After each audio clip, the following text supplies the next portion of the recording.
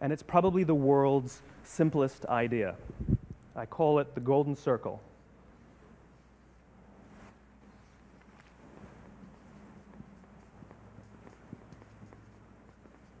Why, how, what? This little idea explains why some organizations and some leaders are able to inspire where others aren't. Let me define the terms really quickly.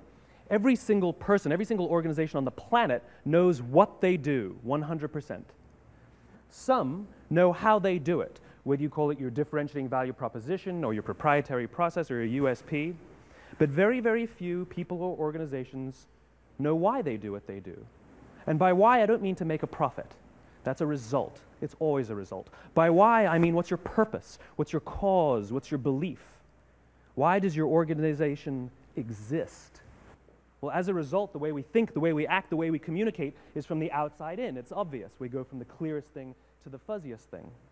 But the inspired leaders and the inspired organizations, regardless of their size, regardless of their industry, all think, act, and communicate from the inside out.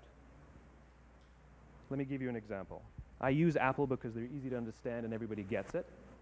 If Apple were like everyone else, a marketing message from them might sound like this. We make great computers. They're beautifully designed, simple to use, and user-friendly. Want to buy one? Meh. And that's how most of us communicate. That's how most marketing is done, that's how most sales is done, and that's how most of us communicate interpersonally. We say what we do, we say how we're different or how we're better, and we expect some sort of behavior, a purchase, a vote, something like that. Here's our new law firm.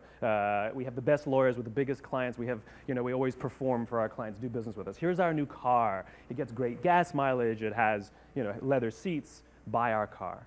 But it's uninspiring. Here's how Apple actually communicates. Everything we do, we believe in challenging the status quo. We believe in thinking differently. The way we challenge the status quo is by making our products beautifully designed, simple to use, and user-friendly. We just happen to make great computers. Want to buy one? Totally different, right? You ready to buy a computer from me? All I did was reverse the order of the information. People don't buy what you do, people buy why you do it. People don't buy what you do, they buy why you do it. This explains why every single person in this room is perfectly comfortable buying a computer from Apple. But we're also perfectly comfortable buying an MP3 player from Apple, or a phone from Apple, or a DVR from Apple. But as I said before, Apple's just a computer company. There's nothing that distinguishes them structurally from any of their competitors. Their competitors are all equally qualified to make all of these products. In fact, they tried. A few years ago, Gateway came out with flat-screen TVs. They're eminently qualified to make flat-screen TVs. They've been making flat-screen monitors for years. Nobody bought one. Dell came out with MP3 players and PDAs. And they make great quality products, and they can make perfectly well-designed products, and nobody bought one. In fact, talking about it now, we can't even imagine buying an MP3 player from Dell. Why would you buy an MP3 player from a computer company? But we do it every day.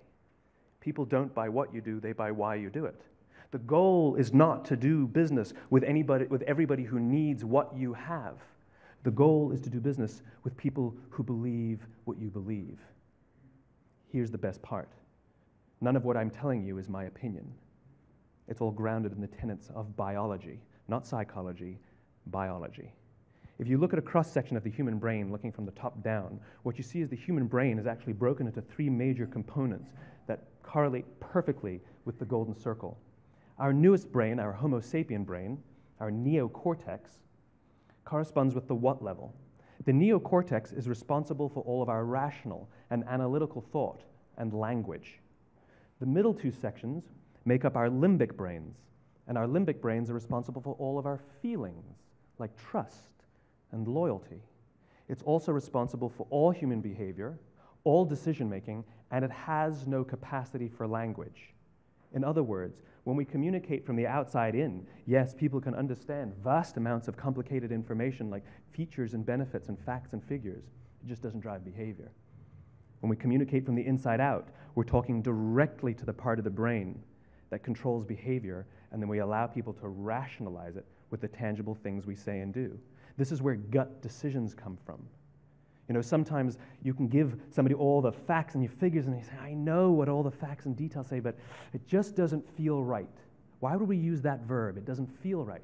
Because the part of the brain that controls decision-making doesn't control language. And the best we can muster up is, I don't know, it just doesn't feel right.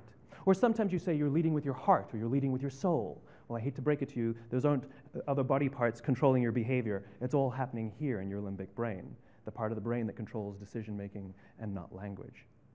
But if you don't know why you do what you do, and people respond to why you do what you do, then how will you ever get people to vote for you or buy something from you, or more importantly, be loyal and want to be a part of what it is that you do?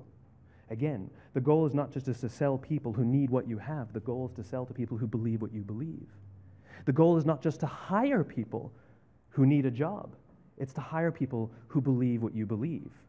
I always say that, you know, there's if you hire people just because they can do a job, they'll work for your money. But if you hire people who believe what you believe, they work for you with blood and sweat and tears. And nowhere else is there a better example of this than with the Wright brothers. Most people don't know about Samuel Pierpont Langley. And back in the early 20th century, the pursuit of powered man flight was like the dot-com of the day. Everybody was trying it. And Samuel Pierpont Langley had what we assume to be the recipe for success. I mean, even now, you ask people, why did your product or why did your company fail? And people always give you the same permutation of the same three things. Undercapitalized, the wrong people, bad market conditions. It's always the same three things. So let's explore that. Samuel Pierpont Langley was given $50,000 by the War Department to figure out this flying machine. Money was no problem.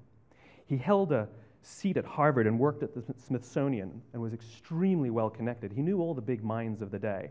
He hired the best minds money could find, and the market conditions were fantastic. The New York Times followed him around everywhere, and everyone was rooting for Langley. And how come we've never heard of Samuel Pierpont Langley?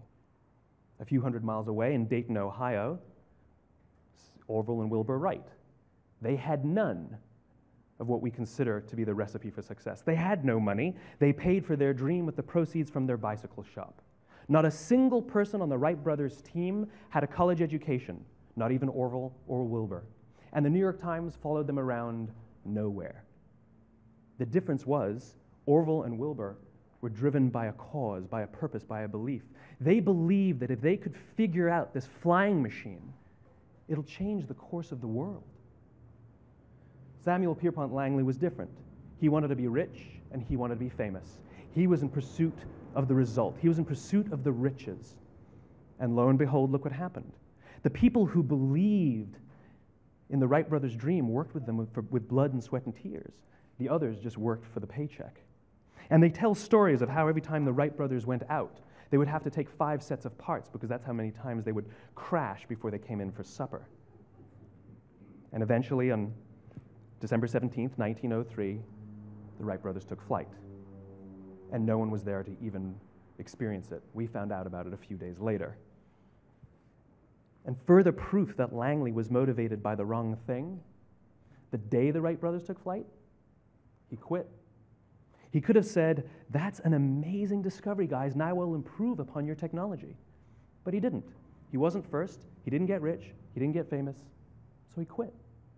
People don't buy what you do, they buy why you do it. And if you talk about what you believe, you will attract those who believe what you believe.